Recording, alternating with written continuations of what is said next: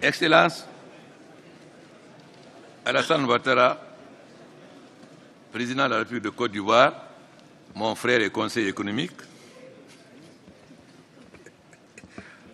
Majesté le roi Mohamed VI, roi du Maroc, nous nous réjouissons et nous nous félicitons de votre présence ici, qui démontre votre engagement panafricain, votre foi dans la dignité et l'unité de l'Afrique, ce qui ne nous étonne guère quand on connaît le rôle joué par le Maroc sous votre grand-père Mohamed V dans le soutien au mouvement de libération et dans la création de l'OUA.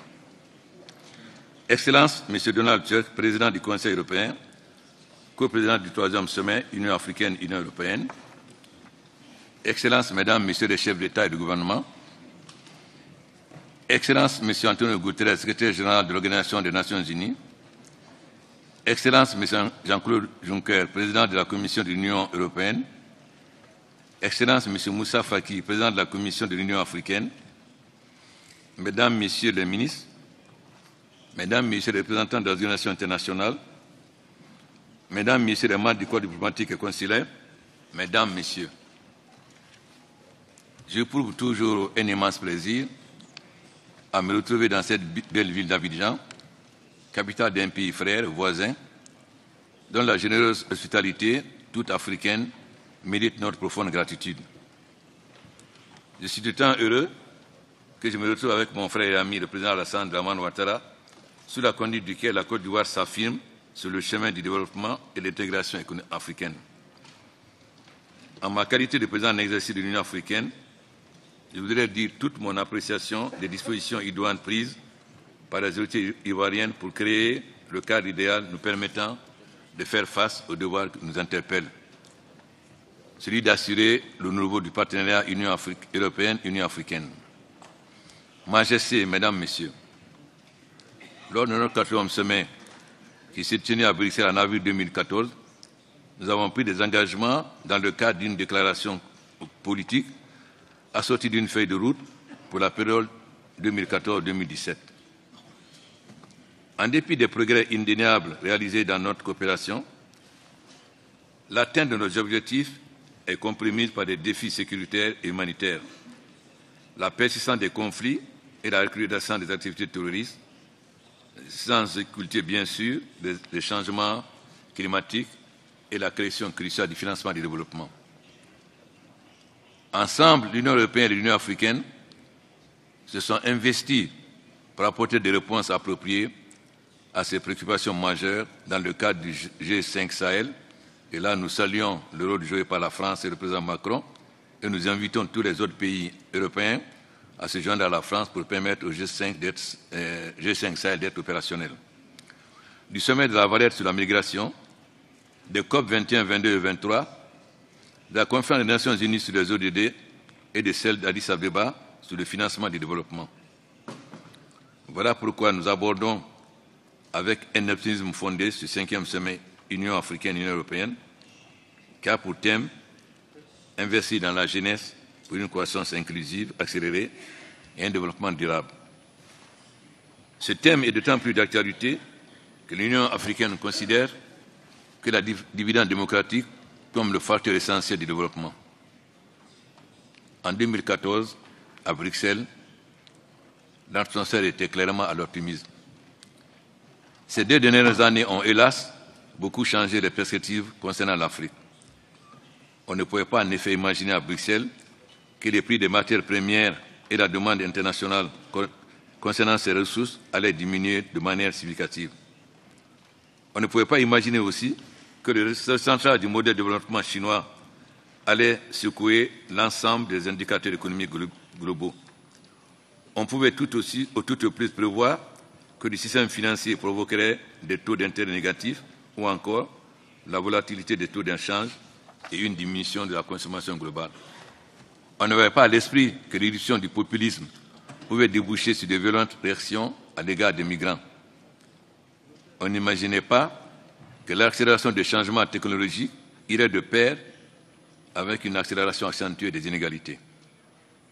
Majesté, Mesdames, Messieurs, l'Afrique a connu en 2015-2016, tout comme d'autres régions du monde, les pires années depuis le début du siècle, qu'il s'agisse du recul des progrès dans le domaine sociopolitique, de l'apparition du terrorisme dans le Sahel et les zones arides. À cette violence est venue s'ajouter la détérioration des indicateurs macroéconomiques au cours des deux dernières décennies. Le contexte mondial ne nous a pas aidés non plus. La conférence d'Addis Abeba sur le financement du développement ou le COP21, notre continent s'est présenté plus préparé que jamais. Au niveau continental, nous avons bien avancé sur des dossiers majeurs, comme la mise sur pied de notre fonds de paix, l'établissement d'une zone de libre-échange ou la réforme de notre organisation continentale. Ce que je veux dire, c'est que nous avons progressé dans les domaines où il est possible d'avancer. Des difficultés ne nous ont pas épargnés, mais aujourd'hui, on peut se féliciter de ne pas avoir à baisser les bras. Comme vous le savez, l'Afrique comptera en 2050 près de 2,4 milliards d'habitants, majoritairement composés de jeunes.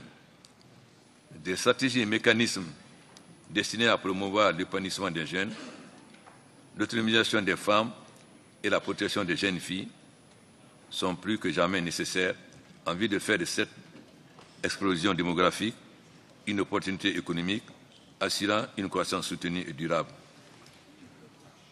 Il va sans dire que la prospérité que nous ambitionnons passera nécessairement d'abord par le développement du secteur rural, principale source de revenus et gage de la sécurité alimentaire dans nos populations.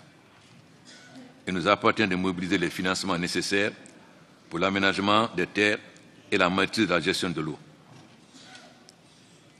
La prospérité de l'Afrique passera aussi par le développement des infrastructures, notamment énergiques, base des industrialisations du continent, source de valeur ajoutée et de création de milliers d'emplois pour les jeunes. Je voudrais ici saluer la coopération entre l'Union européenne et l'Union africaine pour la mise en œuvre de l'initiative africaine pour les énergies renouvelables, conçue par les Africains pour les Africains. Et nous saluons le rôle joué par notre banque, la BAD, sous la direction de notre frère. Enfin, on ne saurait parler de véritable prospérité si on ne donnait à nos jeunes les compétences adéquates pour accéder au marché du travail. C'est pourquoi je tiens à mettre un accent particulier sur le soutien à la santé, à l'éducation et à la formation professionnelle. Je souhaiterais également souligner l'importance de promouvoir le secteur privé en Afrique en raison de sa capacité d'absorber le plus grand nombre de demandes d'emploi, en particulier chez les jeunes. Il me semble par conséquent indispensable de promouvoir des investissements privés en Afrique tout en créant des conditions favorables pour l'investisseur et surtout d'approfondir le processus d'intégration économique de notre continent.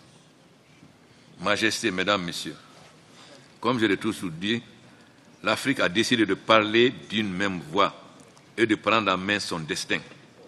Notre intégration politique, économique et financière ne peut que renforcer notre crédibilité. Le partenariat Union européenne-Union africaine se fonde sur un nouveau paradigme gagnant-gagnant dans la perspective de la mise en œuvre de l'agenda 2030 des CDD, des ODD, qui rime avec la vision 2063 de l'Afrique, dont mon cher frère est le champion. Des progrès indéniables enregistrés par l'Afrique dans le cadre de la bonne gouvernance et de la croissance montrent à suffisance la capacité de notre continent à entretenir des partenariats équilibrés et viables. En ce qui concerne la bonne gestion, notre région a encore battu tous les records de progrès de l'indice de climat de la Banque mondiale. Notre dette a certes augmenté, mais elle est toujours en dessous de 50% par rapport au PIB, c'est-à-dire un des taux les plus bas du monde. Par ailleurs, notre inflation en général est maîtrisée. Nos investissements en infrastructures sont ambitieux. On ne compte plus les grandes inaugurations de grands travaux.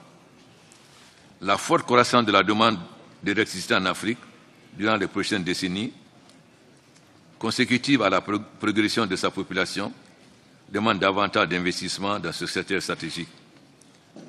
D'où la priorité qu'il convient d'accorder à ce secteur. J'ai la ferme conviction qu'ensemble, nous pouvons juguler la pauvreté en luttant contre ses causes profondes. L'interdépendance entre l'Europe et l'Afrique nous commande à œuvrer pour la mise en place d'un espace de coopération solidaire, capable de sceller davantage les relations qui ont uni le peuple tout au long de l'histoire. La paix, la sécurité et le développement durable demeurent le fondement de notre partenariat. Nous serons ensemble pour relever les défis sécuritaires et humanitaires, notamment dans le Sahel.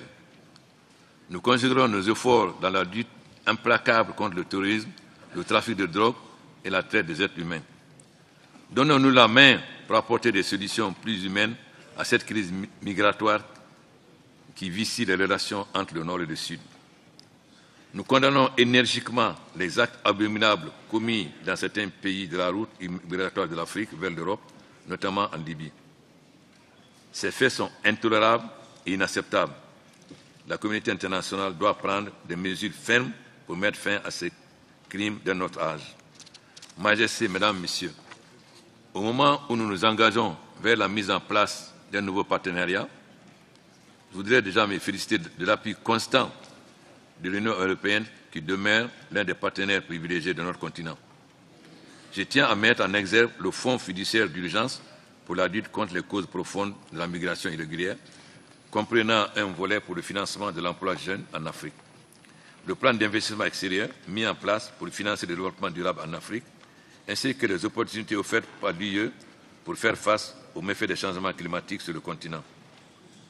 Majesté, Mesdames, Messieurs, je reste confiant en l'avenir radieux de la coopération Union européenne-Union africaine, car les priorités du nouveau partenariat ont été choisies par l'Afrique et traduisent les attentes de nos populations, notamment en matière de paix et de sécurité, développement économique et social, ainsi que de la bonne gouvernance.